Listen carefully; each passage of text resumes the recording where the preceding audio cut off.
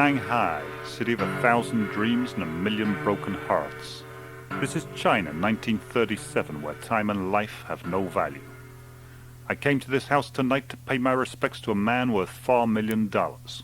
But when I got here, that man was dead. And now I've got the $4,000,000 question. Who killed him? My name is Marlowe McClue. I'm clean, shaved, and sober. Everything a private detective should be. My client was going to be Fu Manchuria, one of the wealthiest businessmen ever to walk the mean streets of this town, and the man who invited you all here tonight. Now he's sitting upstairs, tied to a chair with a chopstick stuck through his heart. I'll tell you about the chopstick. It's made from the finest grade ivory, with an inlaid silver motif. The design on that motif is 3 interlocking hands, the sign of the Foo Fighters. For those of you who don't know, or don't care to know, or pretend not to know, the Foo Fighters are the biggest, most dangerous gang in Shanghai. They deal in drugs, women, and every dangerous substance known to man. There are parts of this town where they are the law, the whole law, and everything but the law. The Foo Fighters were run by Fu Manchuria. He was a businessman, but first and foremost, he was a gangster. He wasn't one of the good guys. He was the kind of man who'd kill time just to watch it die. And now, Fu is through. I've looked at the body and he's been dead for an hour or so. He was tied to a chair in his dressing room upstairs, tied so tight he wasn't going to run any place in a hurry. I don't know much about knots, but I know what I like, and I liked what I saw. I'd say that's a mix of double half hitches and bowline on bites. Pretty damn secure knot work. It's a professional job. No one's going to get out of that. And Fu didn't. Because then he was stabbed through the heart. Stabbed with such ferocity that he would have died quicker than I can say Jack Dempsey. Now I'll leave you to figure out who killed Fu. And why. I'll take a rain check, Mac. You should now stop the tape.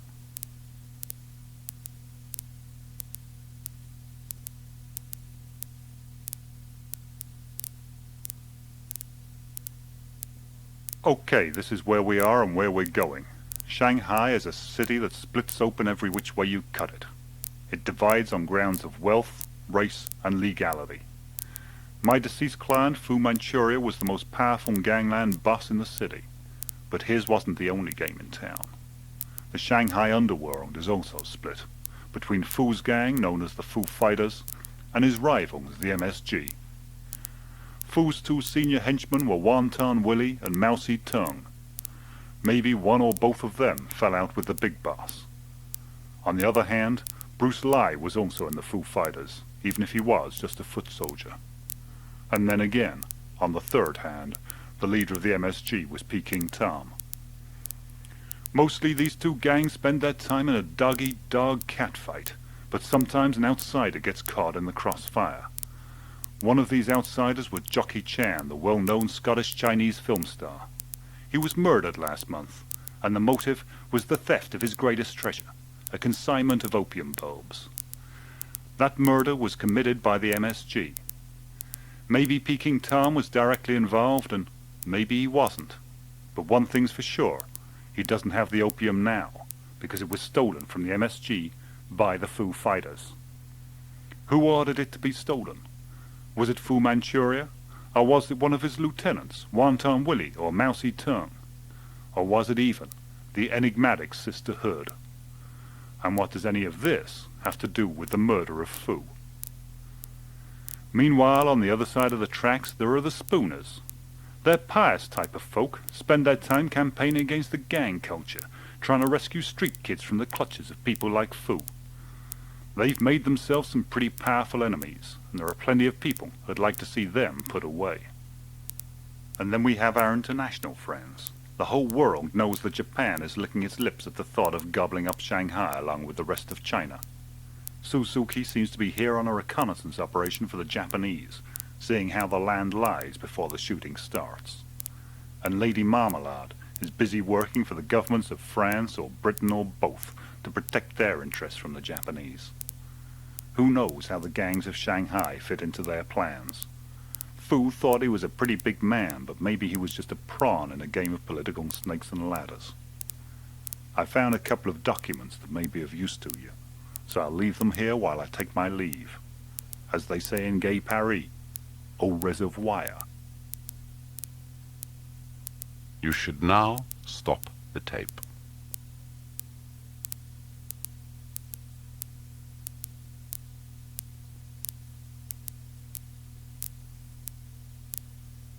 Well now, I've been listening to you all, and I've been making a few notes, and this is where we are. Mao Zedong turns out to have been not only a gangster, but a communist, and the worst kind of communist at that. A secret communist. Not even Fu knew. Under her alias of sisterhood, she was attempting to buy the opium bulbs known as the Children of Chan. Sadly for her, and even more sadly for him, Jockey Chan never made that transaction. The MSG got to him, murdered him, and stole the bulbs. Then Wonton Willie stole the opium from the MSG and forgot to mention it to his boss, Fu Manchuria. So both Mao Zedong and Wonton Willie were double-crossing Fu. And he wasn't a man who would lie down quietly in his bed when he was being betrayed under his own nose in his own backyard. Peking Tom, of course, saw things differently. He would have assumed that if the Fu fighters had the opium bulbs, then it must have been Fu Manchuria who ordered the theft. Then we find two people who conveniently forgot to mention that they had private meetings with Fu Manchuria in his last hours. Suzuki met him in the White Poppy Club, supposedly to discuss her taking over the club as a business investment. She claims that that was an offer she could quite easily refuse. And Bruce Lai had a heated argument with Fu about how much the workers at the White Poppy Club got paid. Maybe he's a communist as well. Meanwhile, Lady Marmalade has been working like a beaver, trying to undermine the gangs of Shanghai, trying to stop them becoming too powerful and too strong. Someone had that chopstick made for just this occasion, which can only mean it was supposed to look like a gangland killing, even if it wasn't. The whole thing could so easily be a red haddock. And finally we have the Spooners. Reverend Spooner comes here tonight claiming to be a peace-loving man of God, but it turns out that in his younger days he was a champion kickboxer, a man who hit first and then hit again. And even now they say he's got a temper like a Viking with a hangover. Frankly, I wouldn't turn my back on a single one of you without fearing the worst. You guys, you got problems. Well, I'll be moseying along, but don't touch the pack. I'll be right back. Please turn over the tape and await further instructions. Murder's a dirty business, but someone's done it, and what you've got to ask yourself is, who benefits from the premature death of Fu Manchuria? We know that there was a power struggle at the top of the Fu fighters, and that both Wonton Willie and Mao Zedong would have liked to replace Fu and reshape the organization in their own ugly image. And we know that Fu Manchuria's greatest rival outside his own gang was Peking Tom. These three had what we might call business interests in the death of Fu. But there were also those with a personal grievance. Fu Manchuria had an illegitimate daughter in the shape of Suzuki. He didn't acknowledge her existence, and he didn't make any provision for her after his death.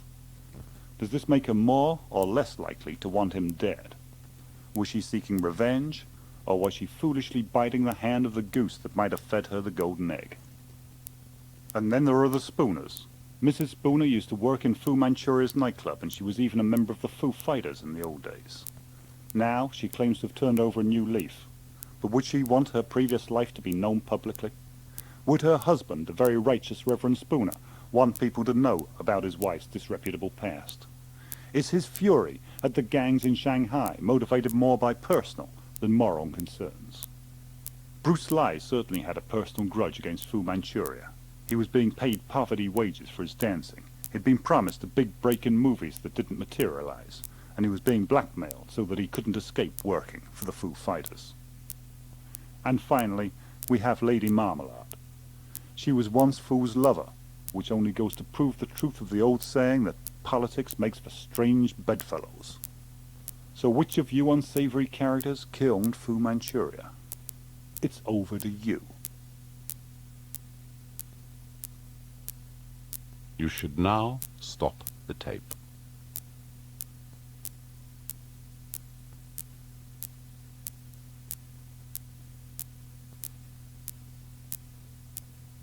And so we come to the final curtain. And there's just one thing that's been bothering me. It's the way that Fu Manchuria was tied to that chair before he was killed. I told you that the murderer used some pretty fancy knotwork. Double half hitches, bowline on bites, you name it, he tied it. And I was thinking, where does a person learn that kind of knotwork? And the answer's obvious. In the Navy. And there's only one person here who was a sailor. And then I was thinking about what would be the worst thing that could happen to an upstanding member of our society. And I think that the Reverend Al Spooner, when confronted with the exposure of his wife's disreputable past, decided to put an end to the man who threatened his position. He ordered a chopstick to be made that would throw suspicion on Fu's criminal associates, and he made an appointment to see Fu here before dinner. Maybe he offered to abandon his campaign against the gangs. He arranged that he arrived here earlier than his wife, even if he didn't arrange for them to have the same story. Then he tied Fu to his chair and stabbed him to death with the chopstick. Forgive me for what I'm about to do, Reverend Spooner, but I'm going to have to turn you over to the police. Unfortunately for you, most of them were in the pay of Fu Manchuria, and they won't appreciate the man who killed their patron, so don't expect too much leniency. For the rest of you, you can go home. But remember, crime is much rarer than you think, so don't have nightmares.